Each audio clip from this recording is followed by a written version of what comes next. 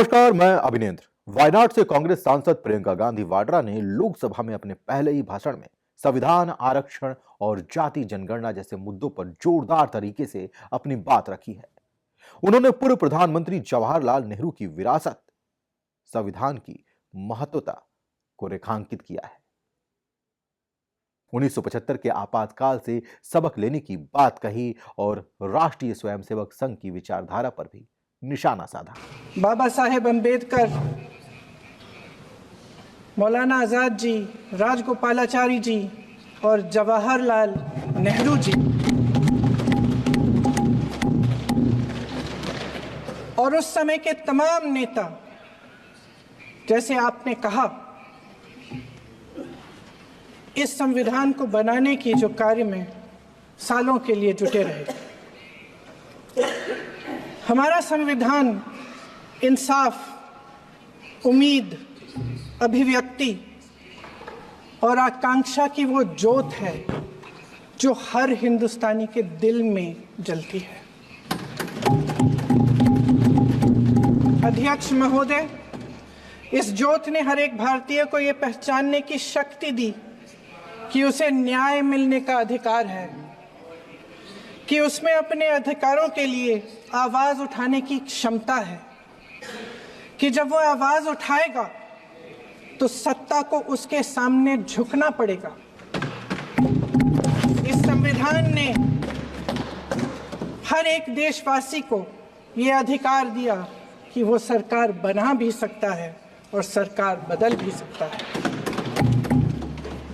ये ज्योत जो हर हिंदुस्तानी के दिल में जलती है, उसने हर हिंदुस्तानी को यह विश्वास दिया कि देश की संपत्ति में, देश की दौलत में, संसाधनों में उसका भी हिस्सा है, कि उसे एक सुरक्षित भविष्य की उम्मीद का अधिकार है, कि देश बनाने में भी उसकी भागीदारी है। उम्मीद और आशा की ये ज्योत मैंने देश के कोने कोने में खुद देखी है। हमारे संविधान की ज्योत को जलते हुए देखा है और इसके साथ साथ ये भी समझा है कि हमारा संविधान एक सुरक्षा कवच है, एक ऐसा सुरक्षा कवच है जो देशवासियों को सुरक्षित रखता है। संविधान में सामाजिक, आर्थिक और राजनीतिक न्याय का वादा है। ये वादा एक सुरक्षा कवच है जिसको तोड़ने का काम शुरू हो चुका है। लैटरल एंट्री और निजीकरण के जरिए ये सरकार आरक्षण को कमजोर करने का काम कर रही है। प्रियंका गांधी ने मोदी सरकार पर डर फैलाने का आरोप लगाते हुए कहा कि यह प्रकृति का नियम है कि जो लोग डर फैलाते हैं वे डरे रहते हैं। वे चर्चा से, आलोचना से डरते हैं। हम कई दिनों से चर्चा की मांग कर रहे हैं, लेकिन उनमें हिम्मत नहीं है। अपने पहले भाषण में प्रियंका गांधी ने भाजपा पर जमकर निशाना साधा। वहीं राष्ट्रीय स्वयंसेवक संघ पर निशाना साधते हुए प्रियंका गांधी ने आरोप लगा दिया कि वर्तमान सरकार के पीछे संघ की विचारधारा काम कर रही है, जो सामाजिक न्याय और समानता के मूल्यों को कमजोर कर रही है। जहां हमारे संविधान ने एकता का सुरक्षा कवच दिया था, वहां शक और घृणा के बीज बोए जा रहे हैं। एकता का सुरक्षा कवच तोड़ा जा रहा है।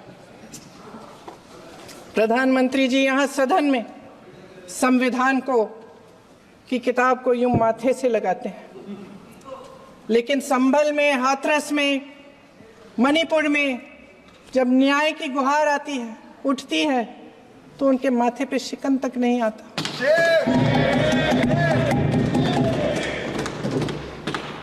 शायद समझ नहीं पाए हैं कि भारत का संविधान संघ का विधान नहीं है। कांग्रेस जब जब संविधान की बात करती है तब तब भारतीय जनता पार्टी उसे आपातकाल की याद दिलवाती है। वह आपातकाल जो इंदिरा गांधी के वक्त लगाया गया था। अब प्रियंका गांधी ने 1975 के आपातकाल का भी जिक्र कर दिया और वर्तमान सरकार को उससे सीख लेने की सलाह भी दे डाली। देश देख रहा है, देश देख रहा है कि एक व्यक्ति को बचाने के लिए 142 करोड़ देश की जनता को नकारा जा रहा है। सारे बिजनेस, सारे संसाधन, सारी दौलत, सारे मौके एक ही व्यक्ति को सौंपे जा रहे हैं।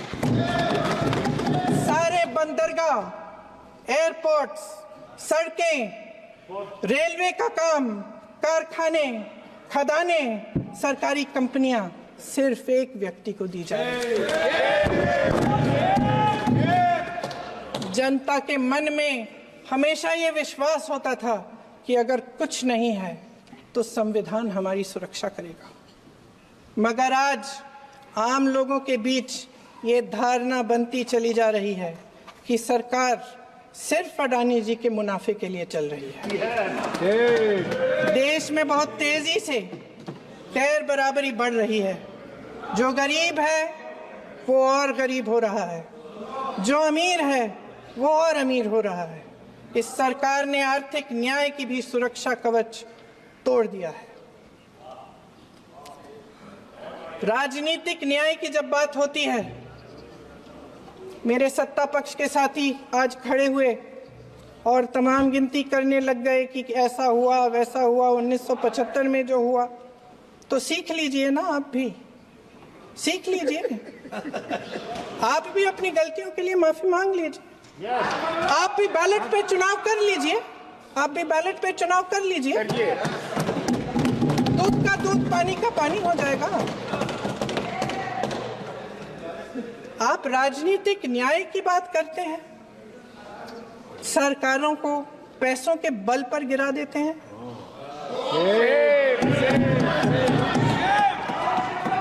मेरा आग्रह है कि अपन संविधान में सकारात्मक बोले। प्रियंका गांधी के लोकसभा में दिए गए इस पहले भाषण की चर्चा हर तरफ हो रही है। अब सवाल यह है कि इस भाषण का कांग्रेस के कार्यकर्ताओं और आम जनमानस पर कितना असर पड़ेगा। अन्य महत्वपूर्ण खबरों के लिए देखते रहिए न्यूज़ टैग।